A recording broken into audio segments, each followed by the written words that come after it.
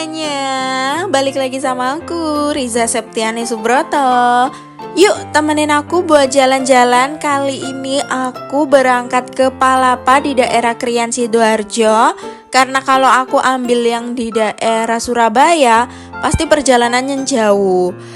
Kalau nggak salah aku tuh berangkat sekitar jam setengah 7-an dan nyampe jam 7 karena daerah rumah ke Krian itu cuma setengah jaman doang. Jadi ya udah aku ambil daerah paling terdekat. Ini kali kedua aku datang ke Palapa yang di Sidoarjo. Biasanya sih di Surabaya ada dua, kalau nggak di Sepanjang ya Kutai. Aku sih paling sukanya yang di Kutai karena dia kan Palapa yang paling lama gitu ya. Jadi kayak lebih lengkap gitu. Cuman memang gedungnya agak sedikit tidak beraturan. Tapi lumayan banget kok untuk yang daerah Krian ini. Sebenarnya aku tuh jalan-jalan sudah ada tujuannya, yaitu nyari wajan atau wok gitu buat papa aku karena pesen. Udah lama sih, cuman aku baru bisa carinya tuh sekarang. Sebenarnya pengen beli online aja karena biasanya kan kalau di online itu lebih murah. Cuman takutku nggak sesuai dengan yang diinginkan papaku gitu loh. Karena nanti kalau barang dateng biasanya papaku tuh ngomel, kenapa kayak gini, kenapa begini gitu. Jadi setidaknya aku lebih baik lihat fisiknya aja dan belanja ke Palapa. Terus di sini aku juga video call papa aku, jadi biar papa juga lihat gimana model yang diinginkan. Toh yang aku pegang juga ternyata nggak cocok sama papa, jadi papa tuh mintanya wajan yang benar-benar cekung banget ke dalam gitu. Ya udah, akhirnya di sini aku cari-cari, sekalian cuci mata juga ya, lihat peralatan lainnya. Dan puji Tuhannya tadi waktu video call itu udah dapet wajan ukuran 24 cm itu harganya 168.000 dengan merek Maxim. Maxim itu kalau nggak salah punya Mas Pion nggak sih? Ya itulah ya, aku juga nggak paham. Terus papaku juga minta capitan untuk gorengan gitu. Kalau lagi goreng-goreng katanya lebih enak pakai yang besi daripada yang capitan plastik.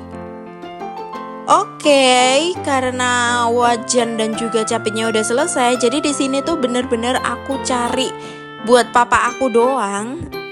Dan habisnya sekitar 170-an deh. Aku lupa itu berapa. Untuk capitnya harganya 9.500. Ternyata enak juga ya kalau kita keluar tapi udah tahu tujuan pastinya.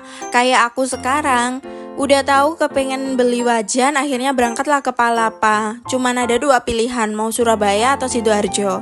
Akhirnya cari yang terdekat, datanglah ke Sidoarjo. Puji Tuhannya ada yang cocok dan langsung diambil aja. Tapi di sini aku nggak mau buang-buang waktu untuk jalan-jalan di Palapa. Yang pertama aku lagi nggak kepengen beli belanjaan kayak sembako karena kemarin juga udah belanja bulanan. Yang kedua aku nggak pengen beli barang-barang lagi karena di rumah udah numpuk banyak banget barang-barang. Malah banyak banget barang-barang yang masih baru dan nggak kepake juga. Daripada aku nambah-nambahin barang di rumah lagi ya, jadi lebih baik aku skip aja hal-hal yang tidak penting. Dan di sini lebih baik kita isi perut aja. Jadi di Palapa itu dekat banget sama mie gacoan. Dan kemarin waktu tanggal 30 April itu adik aku ulang tahun, dia minta mie gacoan. Karena keadaannya aku tuh diet jadi akhirnya aku gak bisa ikut makan bareng keluarga. Dan setelah diet selesai, aku tuh bilang ke pak suami kalau aku tuh kepengen gacoan gara-gara kemarin gak bisa ikut makan. Akhirnya sekarang lah baru keturutan. Puji Tuhan aku punya pak suami yang pengertian sekali ya. Gercep banget kalau istrinya minta sesuatu. Mas minta nomor meja ya? Iya, itu berapa orang? Iya. Apa? Kak?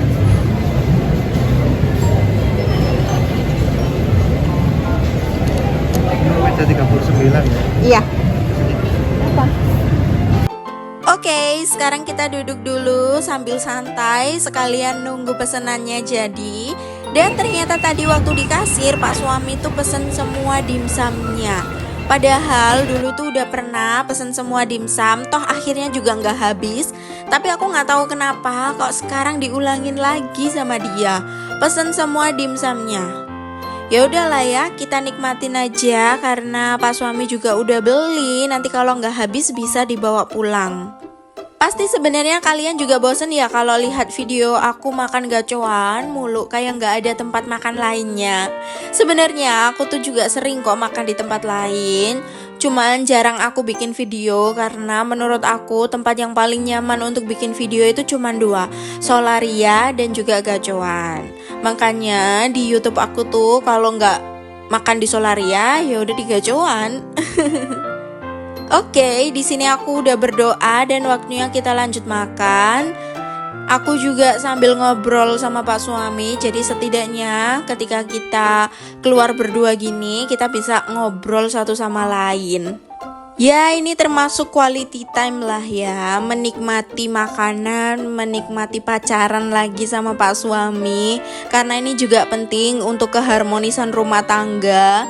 Gak cuman ngurusin rumah, anak, dan keluarga, tapi kita juga perlu untuk merefresh otak. Apalagi kita ibu rumah tangga yang kegiatannya di rumah terus, jadi perlulah suasana baru. Dan di sini aku juga mau cerita sedikit kenapa aku berbicara seperti tadi.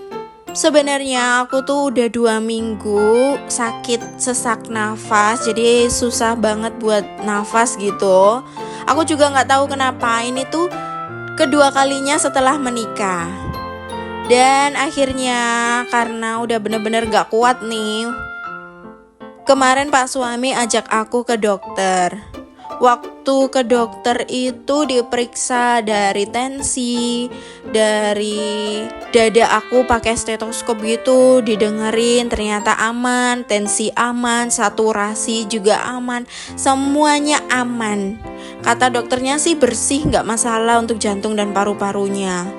Ternyata ujung-ujungnya dokter bilang ini bukan fisiknya tapi psikisnya.